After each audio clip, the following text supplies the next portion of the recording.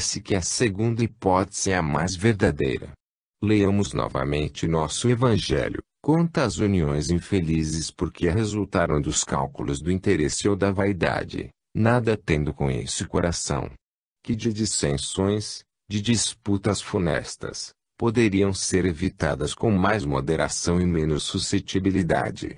Quantas doenças e aleijões são o efeito da intemperança e dos excessos de toda a ordem. E é muito comum, no Rio de Janeiro, os chamados surfistas ferroviários, ou seja, rapazes que decidem viajar, desafiando a morte, sobre o teto dos vagões dos trens da Central do Brasil. De vez em quando, sabemos pela imprensa que um deles caiu e morreu ou ficou aleijado. A quem se deve culpar? À família? Ao Estado? À própria CBT? Eu penso que não. Muitas dessas coisas influenciam, facilitam até, mas não decidem. Quem decidiu se expor foi a vítima. A decisão foi dela e ela é a única responsável direta pelo que lhe aconteceu. Não faz muito tempo, no Rio de Janeiro, ocorreu algo muito triste. Trabalhadores de uma obra na Zona Sul foram atingidos por tiros de chumbinho que partiam de um apartamento próximo. A polícia foi acionada e com ela veio a imprensa. Ao localizar-se o atirador, descobriu-se que se tratava de um menino e a mãe dele, entrevistada, disse calmamente: mas o que aconteceu? Ele estava apenas brincando. Quantos pais infelizes com os filhos, por não terem combatido as suas más tendências desde o princípio. Por fraqueza, ou indiferença, deixaram que se desenvolvessem neles os germes do orgulho, do egoísmo e da tola vaidade, que ressecam o coração. Mais tarde, colhendo o que semearam, admiram-se e afligem-se com a sua falta de respeito e a sua ingratidão. SEKPV, item 4, Causas atuais das aflições, edições FESP, páginas 66 e 67 da 8ª edição. Ainda na semana passada, eu estava na sala de professores de minha universidade. Uma colega, professora de psicologia, havia levado o filho com ela. Na sala há um livreiro que expõe os livros sobre um móvel que lhe serve de bancada. Eu estava corrigindo provas e vi o menino ir até onde estavam os livros e tomar, com grandes demonstrações de gosto, um livro muito bonito sobre cachorros. O menino sentou-se em um sofá e interessado passou a folhear o livro. Como tenho alguma intimidade com a professora, disse a ela, por que você não dá esse livro como presente de Natal para seu filho? Ela me respondeu, não. Ele quer um par de patins. Eu, então chamei o menino e conversei com ele no sentido de trocar os patins pelo livro. Em meio à conversa, ela se intrometeu e disse: não, ele quer o patim. Ele dá cada voltinha sensacional, não é meu filho. Desisti. Já não havia mais nada para falar. Ela preferia dar um patim a um menino pequeno do que um livro, aparentemente sem perceber a diferença entre os presentes. Embora esse fato não seja muito grave, já vi muitas coisas terríveis com a educação de crianças. Vi pais que levavam seus filhos para o botequim a fim de que se tornassem homens mais cedo. Vi um pai que molhava o dedo em cerveja e depois o colocava na boquinha do filho de alguns meses.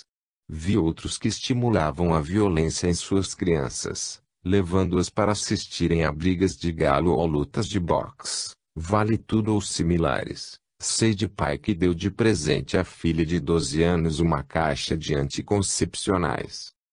Essas crianças, mais tarde, poderão apresentar desvios de conduta que farão seus pais sofrerem. Só que esse sofrimento é devido a eles mesmos, pelo modo como trataram seus filhos na época em que deveriam formar seus caracteres com base em valores morais diferentes daqueles que então privilegiaram. Essas observações nos levam a crer que uma vida de qualidade supõe um estar no mundo atento e refletido.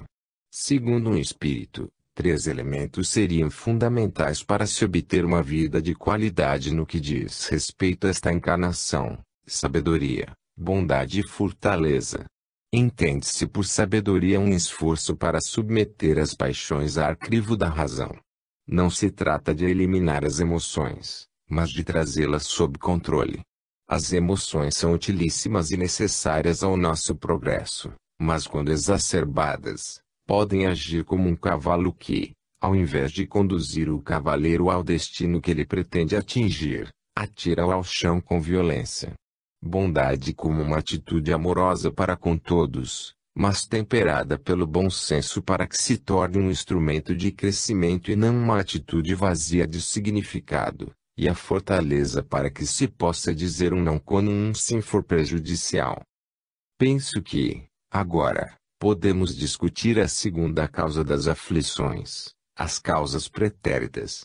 Há muitos momentos dolorosos em nossas vidas dos quais, em verdade, não encontramos uma boa razão para explicá-los. Estão nesse caso, a perda de entes queridos e dos que sustentam a família. Assim também os acidentes que nenhuma previdência pode evitar, os reveses da fortuna, que frustram todas as medidas de prudência, os flagelos naturais, e ainda as doenças de nascença, sobretudo aquelas que tiram aos infelizes a possibilidade de ganhar a vida pelo trabalho, as deformidades, a idiotia, a imbecilidade, etc. Esse é capítulo 1, item 6, Causas atuais das aflições, edições FESP, página 68 da 8ª edição. É, sem dúvida, esse tipo de sofrimento que causa maior perturbação entre as pessoas e o que, em muitos, produz a ideia de que Deus é injusto. Como explicar que Deus mande para meu vizinho uma criança saudável e para mim um menino mongoloide? É esse tipo de problema que nos faz perguntar angustiados, mas por que eu? Por que isso foi acontecer exatamente comigo? Nenhuma doutrina, materialista ou espiritualista, que não perfile a reencarnação entre os seus postulados pode explicar satisfatoriamente esse tipo de problema. Dizer que o meu filho nasceu assim por um motivo genético nada explica, apenas muda a noção metafísica de determinismo pelos fados para de determinismo biológico. Dizer que se trata de uma pessoa que está pagando pelo pecado cometido por Adão e Eva nos tempos míticos do paraíso é uma resposta que não se pode levar muito a sério, a não ser de um ponto de vista simbólico mítico poético. Resta-nos, então, a teoria reencarnacionista, mais racional e que restabelece de modo amplo o conceito de justiça divina. Entretanto, em virtude do axioma de que todo efeito tem uma causa, essas misérias são efeitos que devem ter a sua causa, e desde que se admita a existência de um Deus justo, essa causa deve ser justa. Ora, a causa sendo sempre anterior ao efeito, e desde que não se encontre na vida atual, é que pertence a uma existência precedente. Por outro lado, Deus não podendo punir pelo bem que se fez, nem pelo mal que não se fez, se somos punidos, é que fizemos o mal. E se não fizemos o mal nesta vida, é que o fizemos em outra. Esta é uma alternativa ao que não podemos escapar, e na qual a lógica nos diz de que lado está a justiça de Deus. Idem, página 69. Com a ideia da reencarnação, todos os problemas desse tipo passam a ser eliminados uma vez que ficam explicadas as causas de certos tipos de sofrimento que a vida atual é incapaz de explicar. Sofremos, portanto, dores acerbas em razão de faltas cometidas em vidas passadas. Se isso ficar claro para uma pessoa, ela não mais terá motivos para aprofundar a sua chaga. Não pode mais culpar a Deus pelo que lhe acontece, mas a si mesma. Ela sofre em virtude de erros cometidos em vidas passadas que não foram devidamente aproveitadas. Deve, portanto, meditar sobre isso e ficar certa de que a sua vida futura dependerá do que está fazendo agora nesta vida. Podemos, entretanto, perguntar, em que uma ideia como essa pode melhorar a nossa qualidade de vida? Em que a teoria reencarnatória pode tornar a minha vida melhor? Vamos contar uma história real que envolve a noção de qualidade de vida associada à reencarnação. Nos anos 60, eu estava muito mal espiritualmente. Havia deixado a FAB, depois de um período como soldado, e não tinha a menor perspectiva com respeito ao futuro. Havia lido uma grande quantidade de livros materialistas e esse instrumental teórico me havia possibilitado uma perspectiva pessimista de vida. Havia em mim uma profunda tristeza e uma falta de motivo para continuar vivendo. Desempregado, e sem ter profissão alguma, um amigo conseguiu para mim um lugar de vendedor na editora Martins. Entretanto, muito pessimista, por mais que trabalhasse não conseguia vender um único livro. Um dia, resolvi tentar vendê-los no Hospital Colônia de Curupaiti. Meu chefe de vendas, chamado Campos, perguntou-me se eu não tinha medo de me meter em um lugar como aquele. Dei a ele uma explicação técnica sobre o bacilo da hanseníase na qual ficava claro que eu não acreditava na possibilidade de contágio, uma vez que o bacilo era anaeróbio, e fui por aí explicando a ele o que eu sabia, ou pensava saber, sobre o assunto. Ele ficou impressionado comigo e não fez maiores restrições ao lugar onde eu iria vender livros. A bem da verdade, porém, é preciso que eu diga que o discurso que fiz para o campus não era verdadeiro, ou melhor, não expressava os meus reais sentimentos. Em verdade, eu estava pouco me importando com a minha saúde e, por incrível que isso possa parecer, estava desejando ficar doente. Em Curupaiti conheci um interno, chamado Amazonas Hércules, e esse encontro foi fundamental para minha vida. O que mais me impressionou naquele homem, quando o vi pela primeira vez por trás de uma Olivetti, escrevendo cartazes e poesias, foi o sorriso aberto e franco e mais do que isso, a gargalhada sonora, quase olímpica como diziam os antigos, gargalhada que eu não podia dar. Aquele homem parecia feliz apesar da doença, enquanto eu estava deprimido mesmo com saúde. Ficou claro para mim que entre nós dois, o doente era eu. Perguntei a ele francamente como conseguia, naquele estado, estar alegre daquele modo. Ele, então, me explicou que, se não tinha pernas nessa vida era porque, em outras, havia se comportado mal. Aquele seu estado era, para ele, resultado de vidas passadas mal vividas. Não tinha, entretanto, a ideia de que estava sendo castigado, muito pelo contrário. Considerava suas chagas e dores como uma bênção ou uma oportunidade que Deus lhe dava para avançar mais definitivamente na estrada da evolução. Por isso, a hanseníase, uma doença considerada maldita em nossa cultura, historicamente estigmatizada, não era para ele motivo de tristeza. Em outras palavras, a ideia da reencarnação dava qualidade de vida ao Amazonas Hércules e o fazia uma pessoa ajustada e feliz onde outras se julgavam desgraçadas. Esta é uma questão vital se desejamos ter uma vida de qualidade. No momento em que eu passo a acreditar na possibilidade de viver muitas vidas, começo a rever inscrito em um contexto muito mais amplo e rico. Sei que todos os movimentos e trabalhos que realizar na Terra não serão apenas para os meus filhos, netos ou bisnetos, mas para mim mesmo, pois devo voltar por aqui a fim de colher o que estou plantando. Posso, sem pressa ou angústia, planejar-me no tempo. Se, por exemplo, não pude realizar mais adequadamente uma de minhas faculdades, posso voltar aqui em uma outra oportunidade para fazer o que não consegui na vida anterior. Permitam-me contar mais uma história ilustrativa. Quando eu lecionava no estado, tinha por colega uma professora que vamos chamar de Leda. Ela lecionava literatura e língua portuguesa. Conversávamos bastante e ela desejava que eu conhecesse sua mãe, Dona Laura, a qual ela havia falado muito a meu respeito. Por um motivo ou por outro, não fui visitar a mãe de minha amiga. Um dia, porém, Dona Laura levou uma queda em casa e quebrou a bacia. Leda, então, insistiu comigo para que eu fosse ver a mãe dela. Não pude me recusar e um dia de domingo lá fui eu para o bairro da Freguesia, em Jacarepaguá, onde as duas moravam. Assim que entrei no quarto vi, de cama, engessada, uma senhora já bastante idosa que me recebeu com um sorriso jovial como se me conhecesse há muito tempo. Sentei-me junto dela e iniciamos um bate-papo. Foi então que vi sobre a cama um violino. Perguntei-lhe: "A senhora sabe tocar violino?" "Não.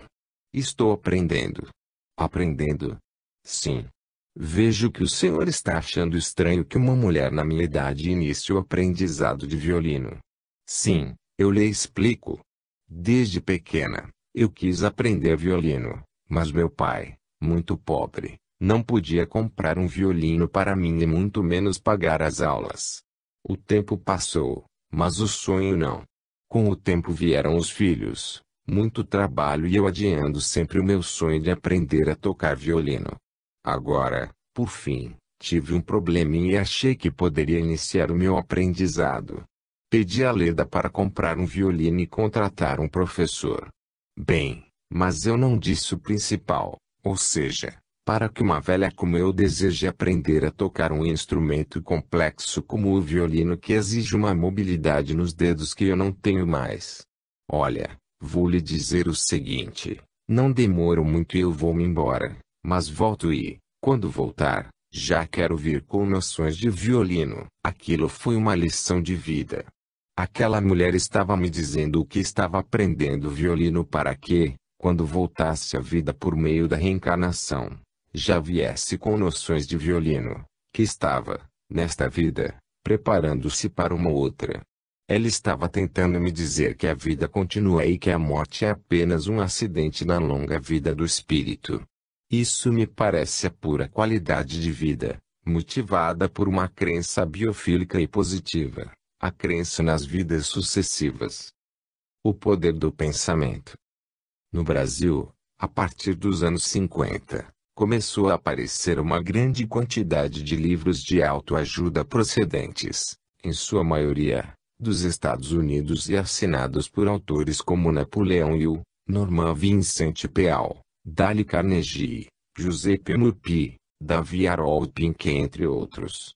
Nos anos 80, esse movimento foi requerido pela chamada PNL, Programação Neurolinguística.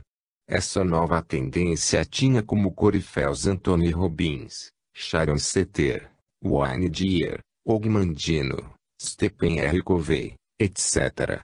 Todos esses autores, antigos e modernos, concordavam em um ponto: o pensamento é força.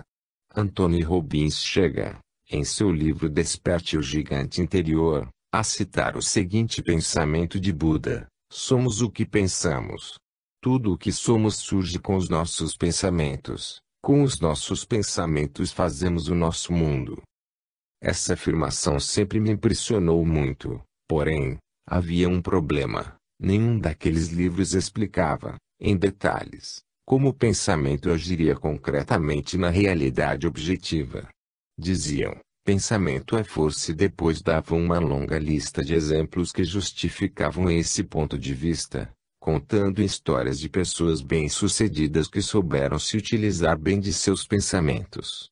Tempos depois, tendo me tornado espírita, tive a minha dúvida sanada, naturalmente de conformidade com a minha compreensão para entender o problema. Foi com a obra de André Luiz, principalmente em um livro chamado Mecanismos da Mediunidade, que encontrei algumas respostas para a questão do pensamento. Logo na abertura desse livro, André Luiz faz uma afirmação notável: a Terra é um magneto de gigantescas proporções, constituído de forças atômicas condicionadas e cercado por essas mesmas forças em combinações multiformes, compondo o chamado campo eletromagnético em que o planeta, no ritmo de seus próprios movimentos, se tipifica na imensidade cósmica. Mecanismo da Mediunidade. 1. Ondas e Percepções. Editora FEI, 16 edição, página 21. Nesse conjunto fantástico de poderosas energias, desenvolve-se a vida e o movimento. O movimento produz agitação e a agitação, ondas. Enquanto escrevo, no apartamento ao lado alguém está cantando. É uma mulher. Posso ouvir-lhe a voz. Por quê? Porque o som da voz dela agita o ar circundante e produz ondas sonoras e desse modo chega até mim. A noite cai. O cômodo onde estou mergulha na penumbra, Acendo a luz e provoco outra agitação. Mas agora as ondas produzidas são luminosas. André Luiz, afeição de professor e com incrível didatismo, prossegue-nos falando dos tipos de ondas. Diz ele que, se agitarmos a superfície de um lago com uma varinha, produzimos pequenas ondas, mas se na água do lago atirarmos uma tora, conseguimos ondas, bem maiores. Um fluting produz ondas muito curtas, uma contrabaixo, muito longas. Nesse universo formado de ondas está um homem que é capaz de produzi-las, de duas maneiras, através de sua ação no mundo exterior, por meio de instrumentos materiais e concretos ou por meio de um instrumento mais sutil, o pensamento. Vamos ouvir sobre essa questão o próprio André Luiz. Tomemos o homem, dessa maneira, por viajante do cosmo, respirando num vastíssimo império de ondas que se comportam como massa ou vice-versa, condicionado, nas suas percepções, à escala do progresso que já alcançou. O grifo é nosso, progresso esse que se mostra sempre acrescentado pelo patrimônio de experiência em que se gradua, no campo mental que lhe é característico, em cujas dimensões revela o que a vida já lhe deu, ou tempo de evolução, e aquilo que ele próprio já deu à vida, ou tempo de esforço pessoal na construção do destino. Para a valorização e enriquecimento do caminho que lhe compete percorrer, recebe dessa mesma vida, que o acalenta e a que deve servir, o tesouro do cérebro, por intermédio do qual exterioriza as ondas que lhe marcam a individualidade, no concerto das forças universais e absorve aquelas com as quais pode entrar sintonia, ampliando os recursos do seu cabedal de conhecimento, e das quais se deve aproveitar, no aprimoramento intensivo de si mesmo, no trabalho da própria sublimação. Idem, página 23. A primeira informação clara que se depreende do texto de André Luiz é que vivemos em um universo de ondas, a segunda é que o espírito emite ondas mentais através do cérebro. A terceira informação diz respeito ao fato de que as ondas mentais marcam a nossa individualidade espiritual, ou seja, tendemos a emitir ondas mentais de acordo com o nosso momento evolutivo. Em quarto lugar, deixa claro que as ondas que emitimos podem entrar em sintonia com as ondas de outros emissores. Isso torna evidente para nós que, se mantivermos um padrão vibracional alto com relação à nossa atividade mental, as nossas ondas vão entrar em sintonia com espíritos que vibram nessa mesma faixa. Se, por outro lado, produzirmos ondas de baixo padrão vibratório, vamos entrar em sintonia com fontes que vibram negativamente.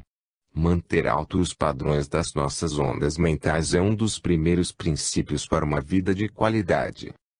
Na página 47 do livro que estamos examinando, André Luiz trata da indução mental e a define, do ponto de vista físico, como o processo através do qual um corpo que detenha propriedades eletromagnéticas pode transmiti-las a outro corpo sem contato visível. Lembra André que há uma perfeita analogia entre a indução física e a espiritual, pois a corrente mental, comportando-se como a física, pode interferir em outra corrente mental que, com ela, entre em sintonia. Tanto em um caso como no outro, o fenômeno será obediente à conjugação de ondas, enquanto prossiga o fluxo energético como uma ponte entre um lado e outro. Toda essa argumentação nos leva a uma única conclusão: somos responsáveis, ou deveríamos ser, pelas ondas mentais que emitimos e o que nos parece mais grave, pelas consequências dessas emissões. Voltemos, porém, a André Luiz. Compreendamos assim, perfeitamente, que a matéria mental é um instrumento sutil da vontade, atuando nas formações da matéria física, gerando as motivações de prazer ou desgosto, alegria ou dor, otimismo ou desespero, que não se reduzem efetivamente a abstrações, por representarem turbilhões de força em que a alma cria os seus próprios estados de imitação indutiva, atraindo para si mesma os agentes, por enquanto imponderáveis na terra, de luz ou de sombra, vitória ou derrota, infortúnio ou felicidade. Idem. 4. Matéria Mental, página 47. É nesse sentido que se pode dizer que somos resultado do que pensamos. Com os nossos pensamentos construímos o céu ou o inferno. Lembremos as palavras de Jesus a nos dizer: o reino do céu está em vós. Pelo pensamento atraímos para o nosso lado as boas ou más companhias que conosco partilhem a mesma esfera mental. Jesus em seu evangelho disse certa vez: orai e vigiai. E, parafraseando Jesus, podemos dizer: orai e vigiai-vos, ou seja, orar é importante, muito importante mesmo, mas é necessário também fiscalizar a qualidade do que pensamos e do que recebemos mentalmente. Não podemos perder de vista também que o pensamento é uma instância criativa. Emitindo uma ideia, falando mesmo escrevendo, essa ideia pode se corporificar e se manter na intensidade e na força com que a sustentamos.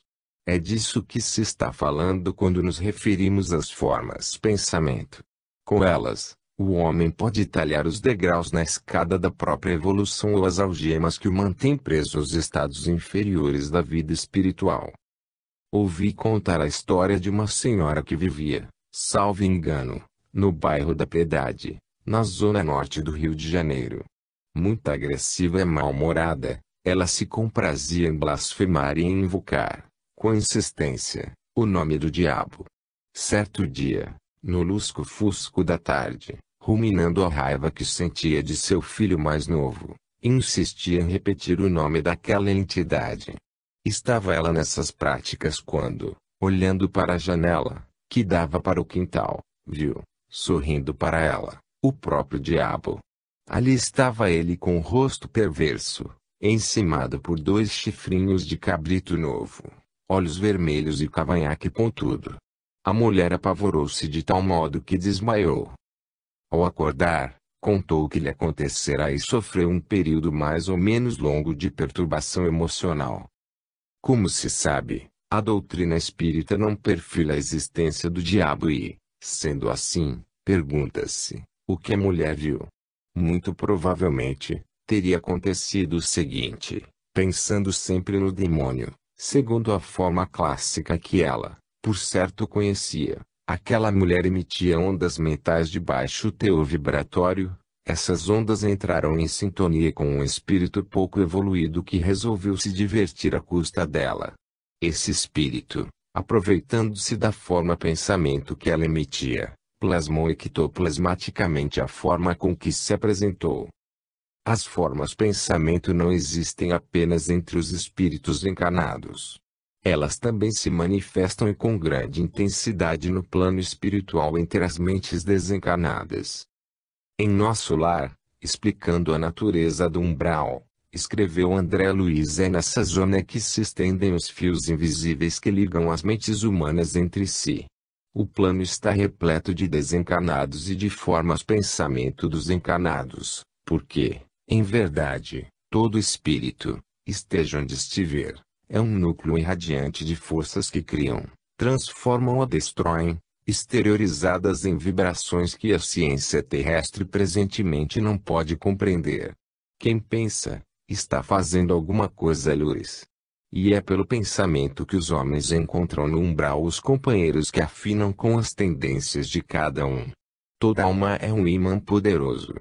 O grifo é nosso, há uma extensa humanidade invisível, que se segue à humanidade visível. As missões mais laboriosas do Ministério do Auxílio são constituídas de abnegados servidores, no umbral, porque, se a tarefa dos bombeiros nas grandes cidades terrenas é difícil, pelas labaredas e ondas de fumo que os defrontam, os missionários do umbral encontram fluidos pesadíssimos emitidos, sem cessar, por milhares de mentes desequilibradas, na prática do mal, ou terrivelmente flageladas nos sofrimentos retificadores. E necessário muita coragem e muita renúncia para ajudar a quem nada compreende do auxílio que se lhe oferece. Nosso Lar, 12, O Umbral, Editora Feri, 46 edição, página 72. Até aqui, acreditamos que já tenha ficado um pouco mais claro em que consiste o poder do pensamento ou da força mental. Teremos que ver, agora, como se pode criar uma corrente mental positiva ou construtiva e evitar uma corrente mental negativa ou destrutiva. Ensina-nos André Luiz que, quanto mais está enobrecida a consciência, mais fértil, rica e saudável, está a imaginação e, por consequência, o nosso poder mental se eleva. Para isso, devemos ocupar a nossa mente num esforço intelectual elevado. Nas criações artísticas, poesia, música, dança, que têm objetivos nobres, nas obras sociais de amparo aos que sofrem, na educação das almas que se encontram a nós confiadas ou que vivem ao nosso redor, em nosso trabalho no relacionamento com os superiores ou com os subordinados, no trato com os animais e vegetais, no respeito à natureza e ao meio ambiente, em uma palavra, colocar o nosso pensamento e a nossa vontade a serviço do bem. Não é essa uma tarefa simples, pois necessita de uma vontade firme e bem dirigida para o amor. Por outro lado, quando ficamos emocionalmente deprimidos e permitimos que nos invadam sentimentos de baixa estima, de inveja, de vaidade ou de orgulho vazio, de arrogância, de egoísmo, de vingança, de desesperança, de tristeza vazia e imprecisa, de desânimo, de rebeldia sem motivo, de descrença em nós mesmos, de falta de fé em Deus, estamos entrando em afinidade com as correntes negativas internas, porquanto ainda não eliminamos o homem velho que está oculto bem lá no fundo de cada um de nós, esperando o momento de se manifestar, ou externas, oriundas de espíritos ignorantes com os quais, por invigilância, entramos em sintonia. Acreditamos que, nessas horas, um pouco de autoestima pode fazer bem. Quando você for invadido, ou invadida, por um pensamento ruim do tipo mencionado anteriormente, fale com energia para você mesmo: este pensamento não pode ser meu, eu já avancei bastante para agasalhar esse tipo de ideia. Chega. Para cortar o fluxo de negatividade, a prece é um auxiliar eficaz. Entretanto, canções com letras positivas, embora não necessariamente religiosas, a leitura de bons livros, conversas edificantes, controle respiratório podem também ajudar muito. Se, porventura, houver dificuldade nessa prática cotidiana, não esmoreça, não desanime, o trabalho é duro e árduo. Entretanto, Roma não se fez em um dia. Aprenda a recomeçar a cada dia, a cada manhã, conforme nos ensina Emmanuel. Dizes que não tens condição para as obras da fé porque erraste. Erraste e sofreste.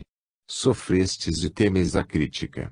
E possível que ainda lutes contigo mesmo. Entretanto, não recuses o convite do bem que te chama a servir.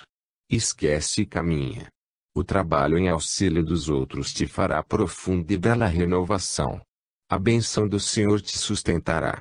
Se não crês no amparo do alto, observa a lição do sol. O astro do dia, vestido em luz pura e imensa, está sempre reiniciando o próprio trabalho, em cada hemisfério da Terra. Pensa nisso e aprende a recomeçar. Emmanuel.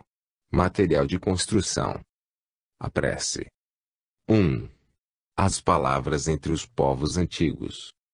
Aproveitemos que estamos com a mão na massa, ou seja, falando de pensamento, vibração e ondas, para tratar da prece, enquanto um discurso de caráter emotivo, próprio do espaço mágico poético religioso. Nas antigas civilizações como a egípcia, a hindu, a mesopotâmica, a judaica e a greco-romana já se sabia o poder das palavras como verdadeiros médiums entre as duas ordens de realidade, a material e a espiritual. Acreditava-se, então, que as palavras, consideradas como vibração, teriam o poder de realizar certos efeitos, desde que, pronunciadas de um modo correto e no momento adequado. Por esse motivo, os indianos se preocuparam em estudar a estrutura fonética do sânscrito, língua sagrada para eles, a fim de que as fórmulas mágicas pudessem ser ditas com som exato e apropriado ao efeito que se quer produzir. Na tradição egípcia, conta-se que, De uma certa feita, a deusa Isis viu uma mulher que chorava porque seu filho havia sido picado por uma serpente venenosa e estava correndo risco de vida. Penalizada, a deusa disse: Vem, veneno de Befen, aparece no chão. Sou Isis, a deusa, senhora das palavras mágicas que realiza atos de magia, palavras cuja voz são encantamentos. Obedeça-me todo réptil que pica e cai de cabeça para baixo. Veneno de Nestete. Neteve, não subas. Ó veneno de Petete e Tetete, cai de cabeça para baixo. Adgis. A magia egípcia. As palavras, acreditavam os egípcios, tinham o poder de alterar a realidade objetiva. Nas palavras de Isis, se pretende, por este recurso, deter o veneno da serpente que invade o corpo da criança. As palavras também são usadas pelos desencarnados quando chegam ao plano espiritual e são atacados por espíritos perversos. O livro dos mortos se encontra repleto de fórmulas mágicas cuja finalidade era impedir o ataque de espíritos trevosos contra o morto recém-chegado. Assim, todo egípcio morria com a firme crença em que, no decorrer de sua viagem para o outro mundo, poderia contar com o auxílio das palavras mágicas para que pudesse seguir seu caminho sem percalços. Vejamos duas passagens do livro dos mortos que comprovam a nossa afirmação. Kitote, que está repleto de palavras mágicas, venha tirar as ataduras, inclusive a atadura de Sete, que agrilhou a minha boca. Quanto às palavras mágicas e todas as palavras que possam ser pronunciadas contra mim, possam os deuses rechaçá-las e possam todos do séquito dos deuses repeli-las. Livro dos Mortos, Aparecimento do Dia, página 70. Contra o crocodilo que aparece morto para lhe tirar as palavras mágicas, deve ser dito: recua, volta, recua crocodilo, demônio sui. Não avançarás contra mim, pois vivo em virtude das palavras que tenho comigo.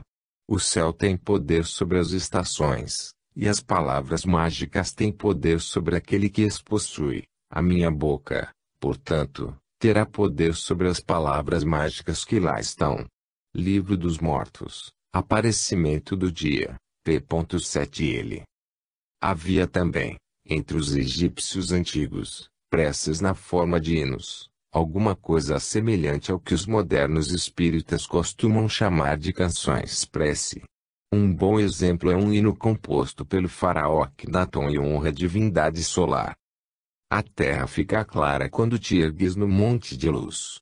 Quando brilhas como Atom durante o dia. As duas terras se rejubilam. Acordam, põe-se de pé porque tu as ergueste. Elas se banham e se vestem.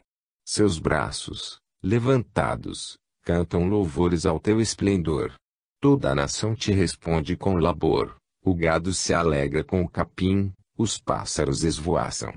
Entre árvores e hastes verdes, suas asas o louvam e pululam os cordeiros. Eles vivem porque para eles nasceste.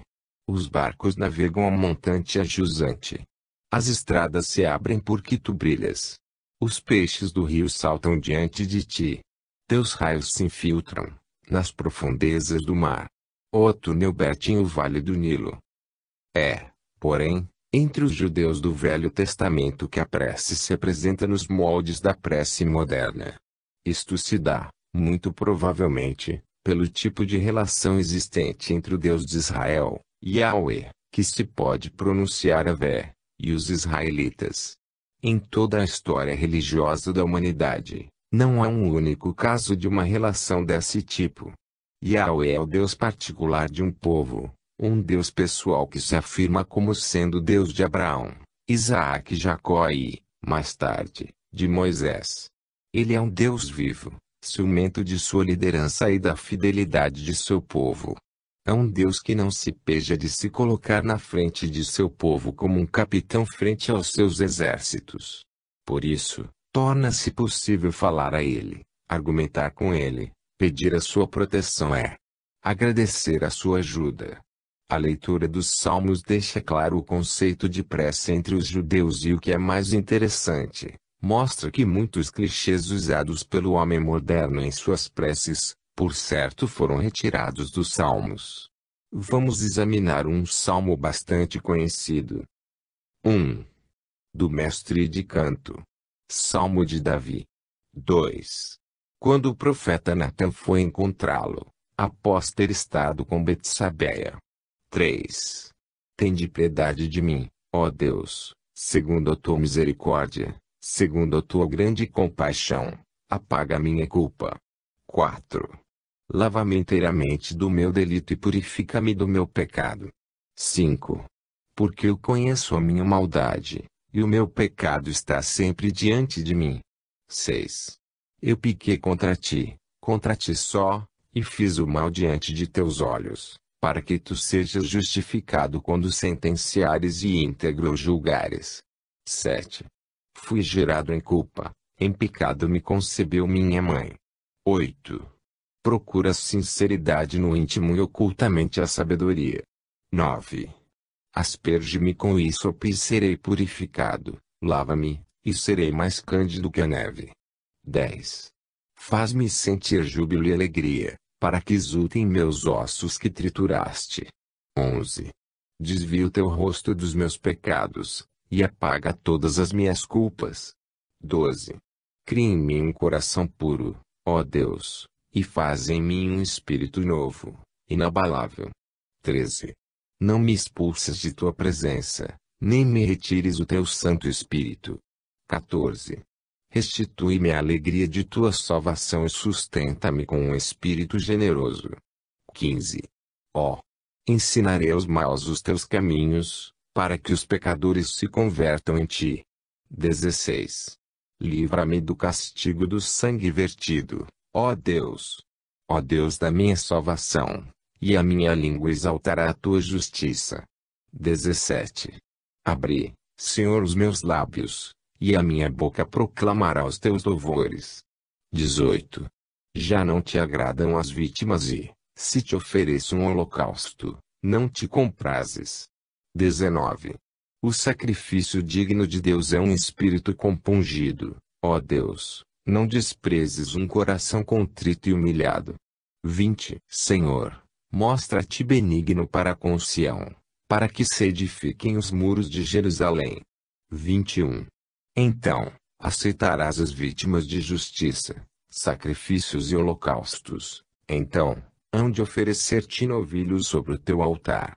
Salmo 50. Esse salmo, composto por Davi, admoestado o profeta Natã por causa de seu pecado com Betsabeia, a do capitão Urias a quem o próprio Davi provocou a morte, e mais conhecido como Miserere. O salmo abre-se com o pedido angustiado de perdão. VV. 34. Ele, o pecador, reconhece o seu erro e pede a Deus que use para com ele de misericórdia na proporção de sua grandeza.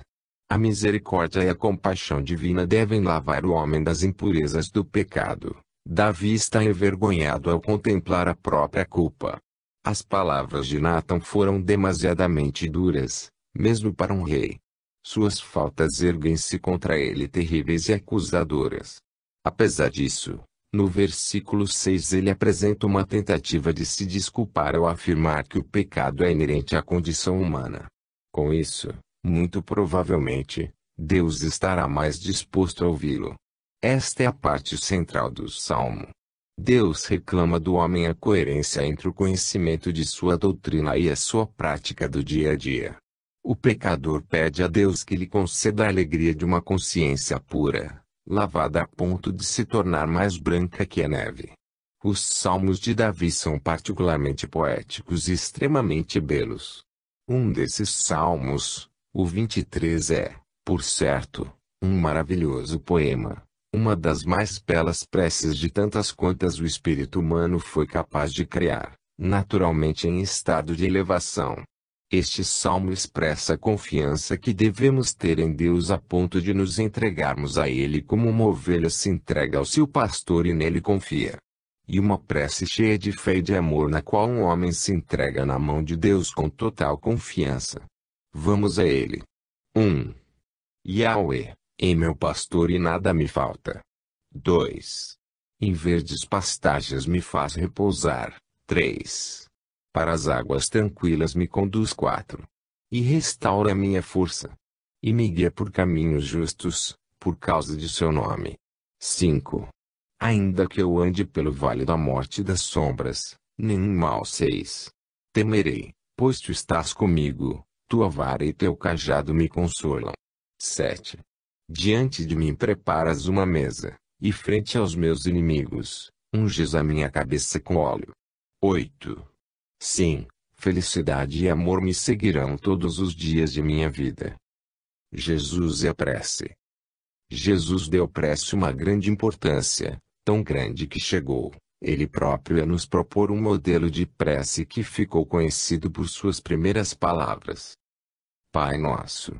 Os apóstolos conheciam o modo tradicional de orar, porém, como Jesus apresentava considerável progresso com relação à antiga religião, eles pedem a ele que os oriente em matéria tão importante, já que o próprio Jesus havia chamado a atenção deles para o modo de orar dos escribas e fariseus, dos quais ele discordava.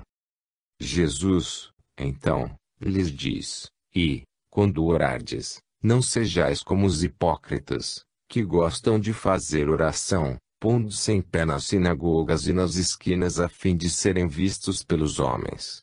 Em verdade vos digo, já receberam a sua recompensa. Tu, porém, quando orares, entra no teu quarto, e, fechando a tua porta, ora ao teu pai em segredo, e o teu pai que vê no segredo, te recompensará. Mateus, 5 e 6. No Evangelho segundo Marcos lê-se: Mas, quando vos puserdes em oração, se tendes alguma coisa contra alguém, perdoai-lhe, para que também vosso Pai, que está nos céus, vos perdoe vossos pecados, porque se vós não perdoardes, também vosso Pai que está nos céus, não há de vos perdoar. Marcos 11, 25 e 26. É a partir deste momento que Jesus decide ensinar-lhes a prece que ficou conhecida como o Pai Nosso. Mateus, 9 a 13. 1. Pai nosso que estais no céu. 2. Santificado seja o vosso nome. 3. Venha a nós o vosso reino. 4. Seja feita a vossa vontade. 5. Assim na terra como no céu. 6. O pão nosso de cada dia. 7. Dai-nos hoje. 8. Perdoai as nossas dívidas, assim. 9. Como perdoamos os nossos devedores. 10. Não nos deixeis cair em tentação. 11. Mas livrai-nos do mal. Sobre a prece, de uma certa feita, Jesus propõe uma parábola muito interessante e elucidativa. Conta ele que dois homens, um fariseu e o outro um publicano, subiram ao templo para fazer sua oração. O fariseu, de pé, orava no seu interior da seguinte forma: Graças te dou, meu Deus, porque não sou como a maioria dos homens, que é composta de ladrões, injustos e adúlteros, nem como esse publicano. Jejuo 2 vezes por semana e pago o dízimo de tudo o que tenho. O publicano, ao contrário, posto lá de longe, não ousava nem mesmo levantar os olhos para o céu, mas batia no peito dizendo: Meu Deus, sê propício a mim, pecador. Digo-vos que este voltou para casa justificado, e não o outro, porque todo o que se exalta será humilhado, e todo aquele que se humilha será exaltado. Lucas 18, 9 a 14. Essas passagens de Jesus são notáveis. Vamos, porém, por partes. No primeiro texto, ele diz que não se deve orar como os hipócritas. A palavra hipócrita vem do grego hipokrites e significa etimologicamente aquele que fala sob estado de entusiasmo. E fazia referência ao ator do teatro grego.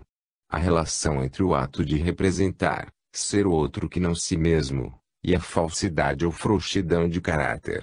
A palavra hebraica que foi traduzida como hipócrita é anepe, cujo sentido é bem mais forte do que o de hipocrites grego.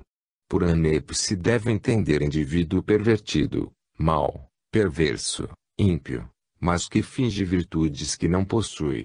Jesus diz, então, que os hipócritas costumam fazer orações públicas em que a oração se torna um ato social, uma satisfação de sua piedade dada aos homens.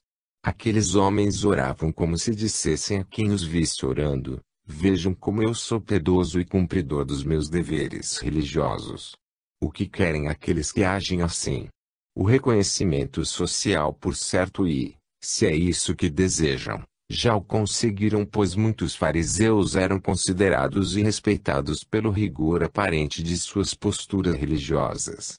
Daí Jesus chamá-los de sepulcros caiados por fora e sujos por dentro. Essa passagem é muito semelhante à de esmola, onde se aconselha profunda discrição na hora de prestar auxílio a um necessitado, dar com a mão direita sem que a esquerda saiba. Depois, Jesus nos diz que o ato da prece é um ato pessoal, um contato entre o homem e Deus, um momento de recolhimento e de respeito. Daí a expressão metafórica sobre entrar no quarto e fechar a porta. Se não houve essa atmosfera de respeito e de recolhimento, esse olhar para dentro, não há concentração e, não havendo concentração, nossas energias ficam dispersas e as ondas mentais caem sensivelmente de qualidade.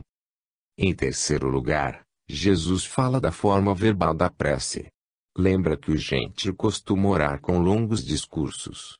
Muitas pessoas, principalmente quando fazem orações públicas, costumam confundir o momento da prece com o momento retórico para exibir cultura ou dotes de inspiração poética.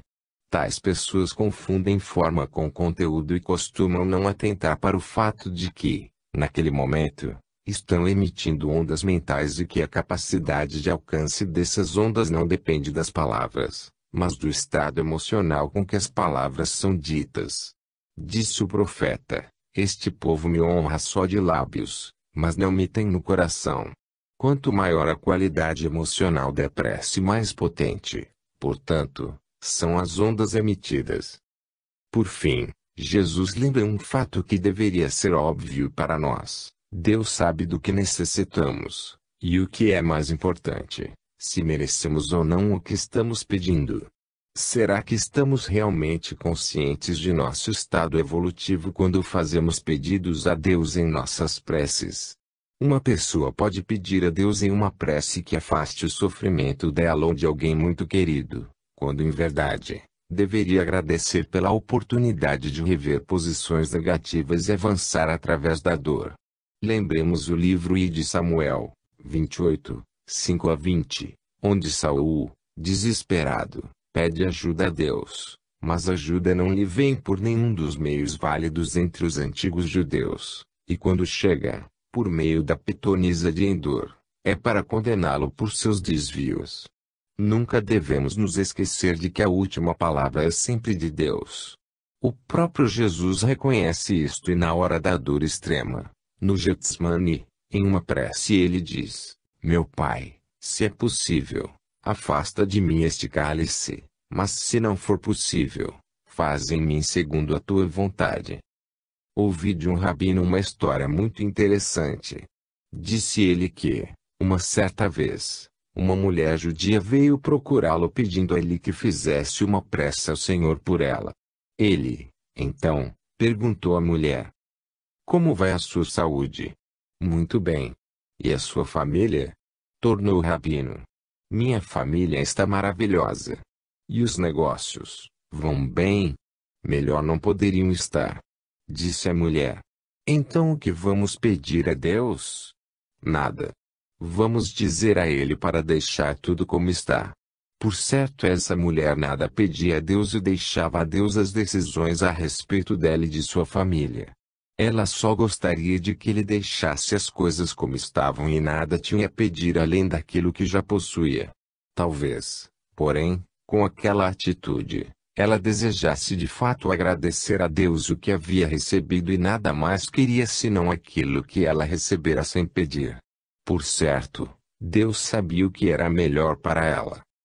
No texto de Marcos, Jesus chama nossa atenção para o estado interior de quem ora. Jesus argumenta no sentido de mostrar que, para a prece ser eficiente, é necessário o exercício do perdão. Os sentimentos pouco elevados produzem correntes mentais negativas. Ora, se não perdoamos uma pessoa e temos para com ela sentimentos negativos, provavelmente hostis e até odiosos, as nossas correntes mentais, sendo compatíveis com os nossos sentimentos, tornar-se-ão, portanto, extremamente negativas. E em uma situação como essa, como podemos orar eficientemente? Exigindo que, ao orar, estejamos em paz com o nosso próximo. Jesus está nos dizendo que o ato de orar exige uma qualidade mental muito especial. Exige, sempre que possível, o sentimento amoroso.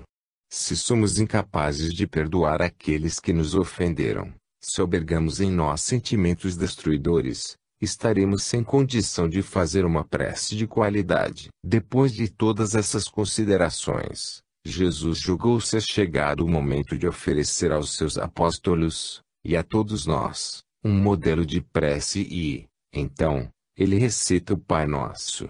Para mostrar a sua coerência, Jesus apresenta uma prece de poucas palavras, porém, fortes e concisas.